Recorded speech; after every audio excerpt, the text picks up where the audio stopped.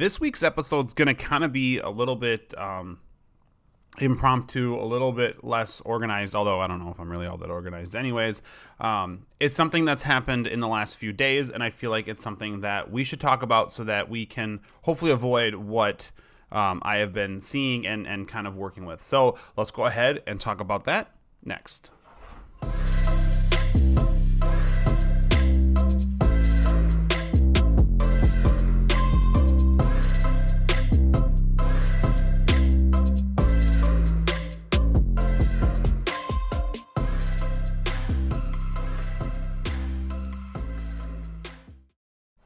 All right, guys, welcome to this week's episode. Like I said at the beginning of this, we're going to be talking mostly about a situation that has come up here in my area, and we've been trying to help with it and stuff, but kind of walk through what has been going on without saying names, and I'm not faulting people at this necessarily, but like kind of what's going on and how we can hopefully learn from this and be able to prevent this from happening to you guys. And so before we get going, though, welcome to the Learn, Laugh, Bark podcast. I am your host, Jake, from OndogTrainingAcademy.com. We're an online dog training business. We have courses. We're doing webinars. We also offer one-on-one lessons. So if you like what I'm talking about and you have more questions, or you have other questions about other training, anything like that, whether it be healing, recalls, behavior work, anything like that, definitely reach out to us. We can schedule a online one-on-one, and we can definitely help you guys out. OndogTrainingAcademy.com. Also, and it kind of leads into what we're going to be talking about here a little bit today. We are going to be doing a socialization webinar here in about a week. So it's going to be a live webinar. So definitely check out. I'll put a link to it in our description on this episode. But if you're interested in this, I highly, highly recommend you do this. Even when we obviously have been around for a while, when we see opportunities to go and participate in these socialization webinars and different things, we tend to jump on it just because you can never learn too much, and you might get new ideas on ways to socialize or what to socialize. And we just kind of take about an hour and we talk about that stuff. And so that's what's going to be on this webinar. So like I said, I'll put a link in the description of this. If you're on YouTube, you can check it out below. Podcast, guys, it should be all in the description as well. So again, if you're watching us on YouTube, hello. If you're listening to us on podcast, thank you guys for listening. No matter what platform you're on, guys, please subscribe, like this video, like this podcast, subscribe to our channel, so that we can build this up, so we can get more people listening and help out more people. And I think it goes especially into today's episode, because it's unresolved at this point, but definitely is worth talking about. I will start by saying I don't blame the people, the owners necessarily. There might be, I don't know their backstory. I don't know the dog, but I know the encounters that I've had so far, and there might be some things that could have improved or potentially helped this situation. So I'm just going to jump right into it. So a few days ago, we're sitting at home, and we have not a ton of land, but we have trail cameras and stuff out on our land just because we like seeing the wildlife, deer, whatever. And we got a picture of a dog going through our back area. And typically we live in sort of a development, so if an animal comes through a development, the way our property is laid out, they typically go by that camera because there's a good trail there, it's thick cover, whatever. And so we see this dog, and I go, you know what, that dog looks really familiar. I think they might have posted something about this on Facebook. And so I go in and I check, and sure enough, this dog has been missing. So I peek my head out and I see the dog. My trail cam sends it right to my phone immediately. So I knew this dog was right there. So I was able to poke out, see the dog kind of cruising along. And I contacted whoever it was who posted the thing. And basically that started the pursuit for this dog.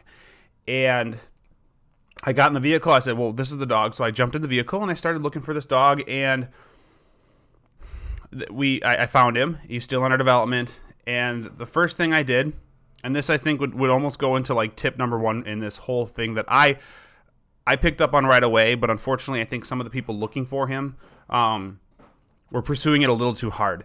And so I saw the dog kind of go down this little trail in my neighbor's property, and my neighbor was fine with me going in there.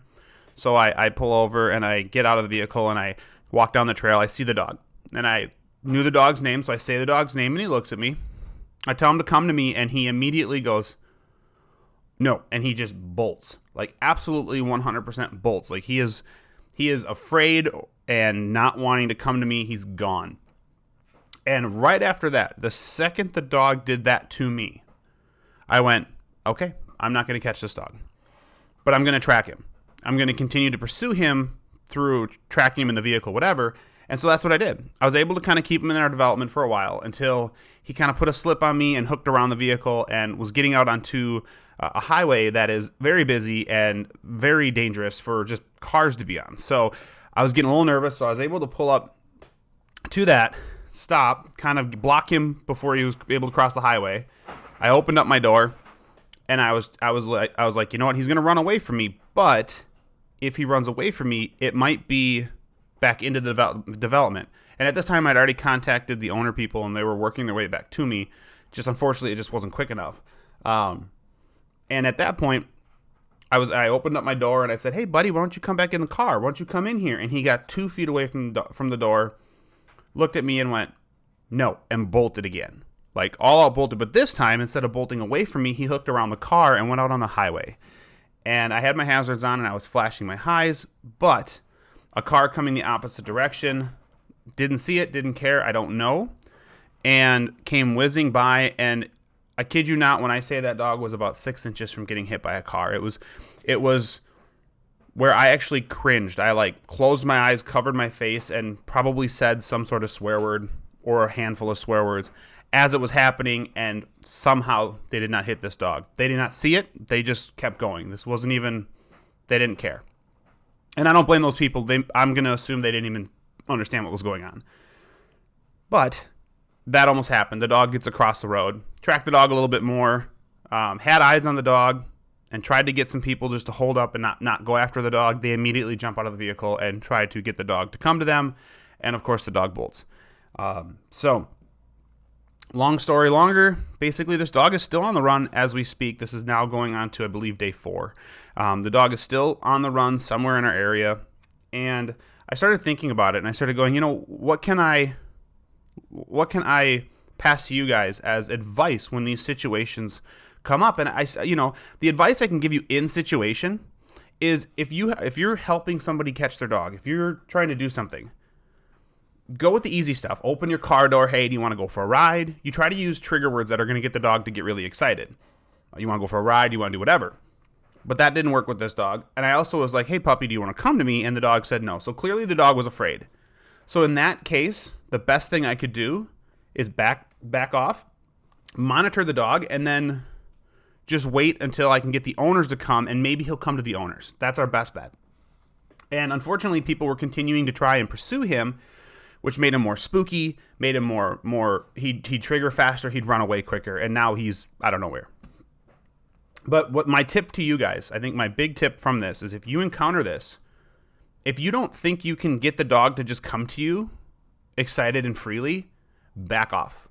Because the only thing you're going to do is you're going to push and scare this dog further and deeper, and the dog's going to get more and more scared, which means the dog is going to run away, and not even, it might get to the point where the dog is so afraid that it's just so in its own mind and so triggered at that point that it doesn't even want to come to its people because it's just mentally just scared fried, right?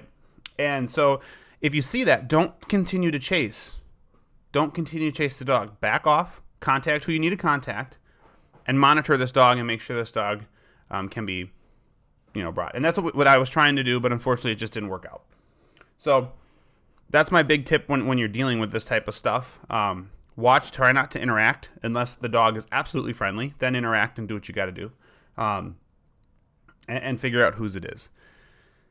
But now I'm going to talk about what could have prevented or helped this situation, just in a nutshell, from observations. And obviously I don't know this dog, I don't know these people, and my heart goes out to these people because they have been in the area they have a big search party going right now, and we've been part of it. They have been looking for this dog. They love this dog, and I want this dog to get home. But I look at some things that maybe could be done to help this situation. And the first one is with your young dogs, and this I can call this a selfish plug, but really I think this is just important. Why we're doing the socialization webinar is socialize your dog. Make sure your dog is friendly. They don't have to be overly friendly. They don't have to be wanting to like run and jump on people, but be friendly and willing to approach people. Have that be something for your dog, because I think that is super important in these cases. Had this dog have been friendly, he would have been back well before this. He'd be home right now. And I'm not saying this dog's not friendly. I'm just saying he was obviously spooked and he had no desire to go to anybody.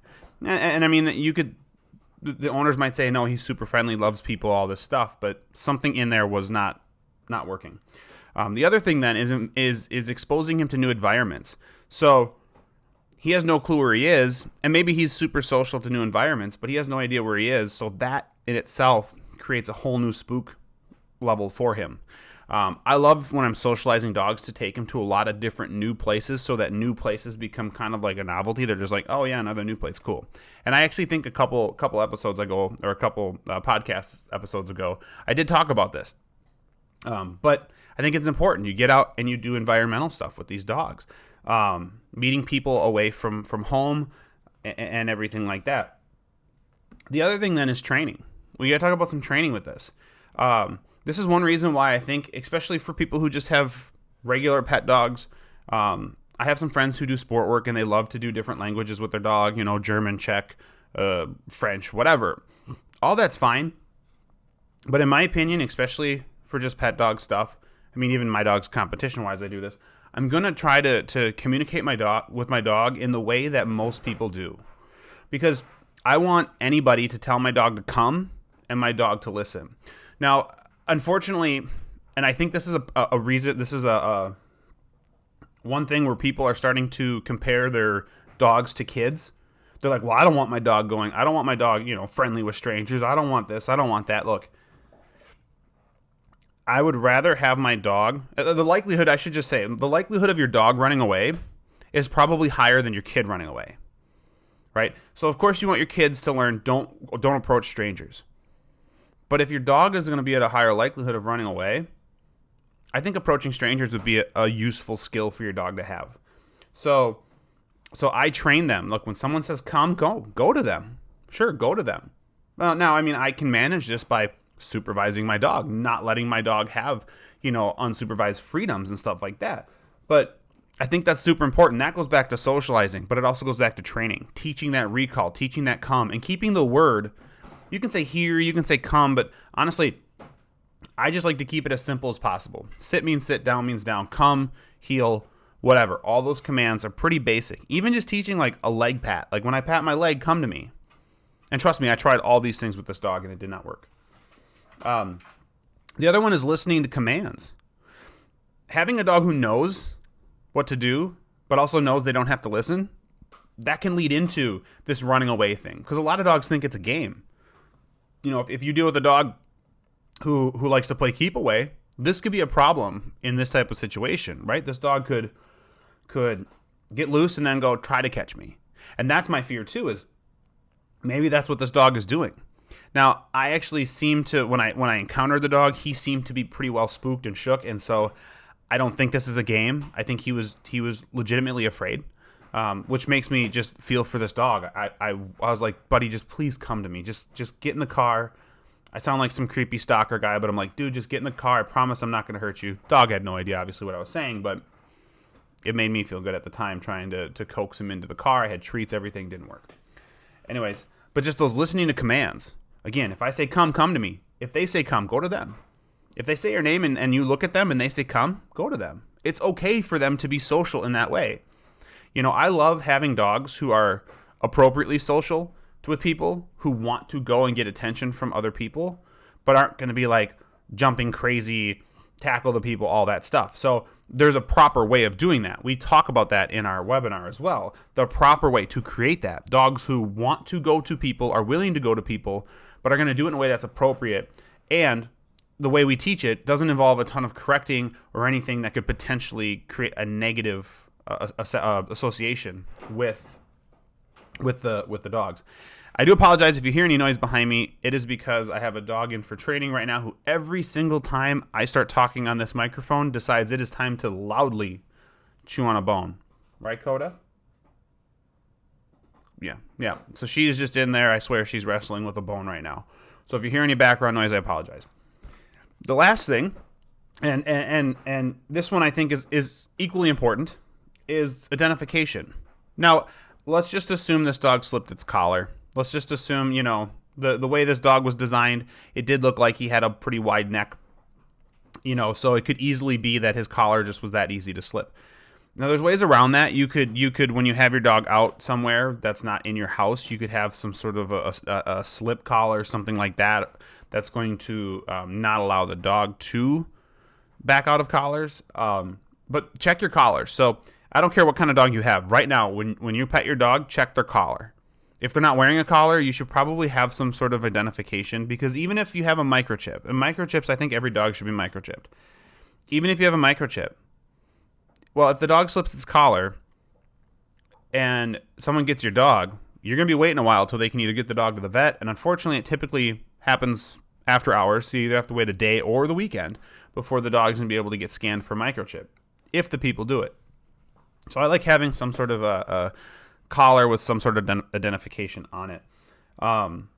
But having something, being aware of, if your dog is a dog who likes to slip out of collars and stuff, be aware of that. Check your collar. So right now, if you have a dog with a collar on, put your fingers in that collar. Make sure it's a good tight. Make sure it can't slip over their head so that this doesn't happen to you guys.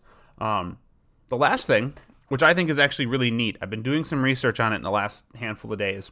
And I'm going to admit that if I had a dog, I mean, I still might do it, but if I had a dog that I thought could potentially be a runner, I'd be doing this in a heartbeat.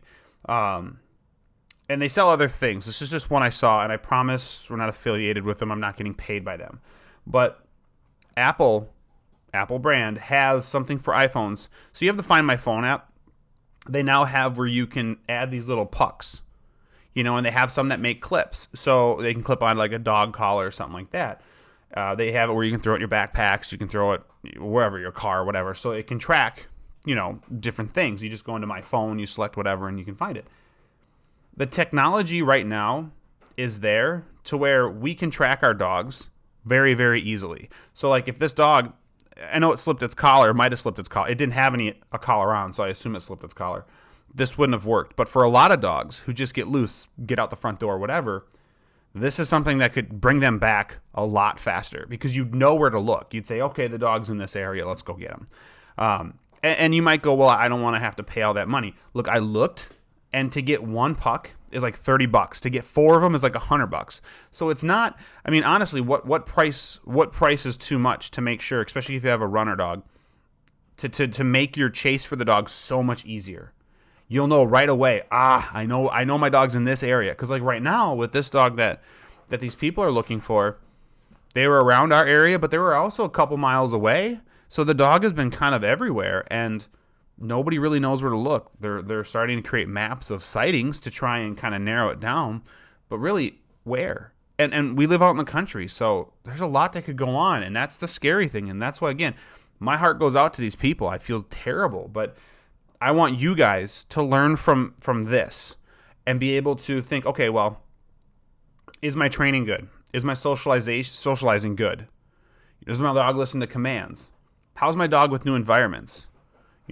How's my dog with sounds? Because sounds, think about 4th of July. I did a podcast on this, and I'll do it every single year. I did a podcast on this last year about fireworks and how if you go on any of your Facebook pages for your community, watch how many dogs during the fireworks season, especially around 4th of July, go missing. And it's because people have their dogs out during camps and stuff, and the fireworks go off, the dog freaks out and runs away. Now this dog is panicked and gone.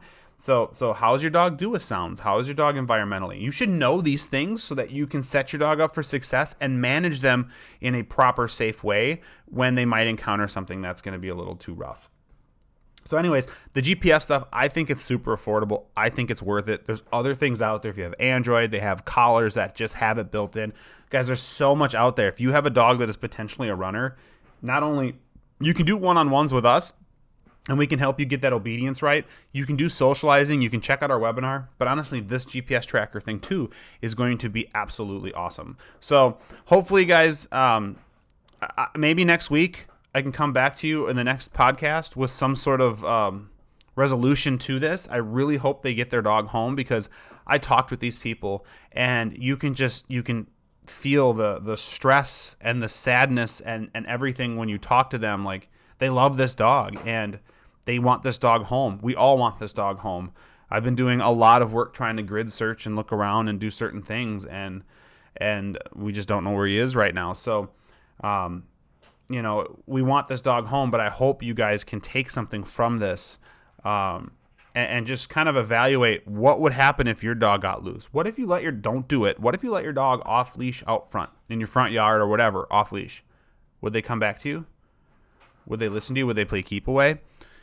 If the answer is I don't know or no, get a hold of us. Let's work on this. Get a hold of a trainer. These can be resolved and worked on. So, guys, that is it for this week. Hopefully you learned some stuff. Hopefully you took some stuff away from this. And I say it every week, but I almost feel like this one in particular, share this with your friends. Subscribe to our channel, but share this with your friends. Let's educate people on this, because this is scary. And I'll leave with one more thing. And this is, to me, probably one of the bigger things that doesn't involve the owner of the animal itself is, and I have neighbors who have dogs they let roam. Drives me crazy. But if we can do whatever we can to keep our dogs safe and at home, and keep them out of harm's way, not only is that good for us and our dog, but think about that person who was up on the highway, who, if they hit that dog, if they would have hit that dog, think about the emotions that they have to go through. Think about the sadness they probably will feel and how terrible they feel that they just hit that dog. Had that dog gotten hit, I would have blamed myself, thinking, okay, well, I should have blocked him better. So this doesn't just affect the homeowner or the dog owner. This affects the people that are dodging this dog on the roads or trying to get. I mean, it affects so many people. So really think about it in all these different ways. Get out there, train your dogs, work your dogs, keep them home, keep them safe, get GPS collars, get GPS tags, do something. There's so much technology out there that's reasonably affordable, reasonably priced, that we should just be doing this, I think, with all of our dogs. So anyways, guys, that is it. Please share this with people. Please let them help educate them and help them keep their dogs safe. But guys, hopefully that was helpful. Check us out on ondogtrainingacademy.com. Thank you, guys, and we'll see you next week with hopefully some sort of update that's a positive update, not a negative. We'll see you guys next week.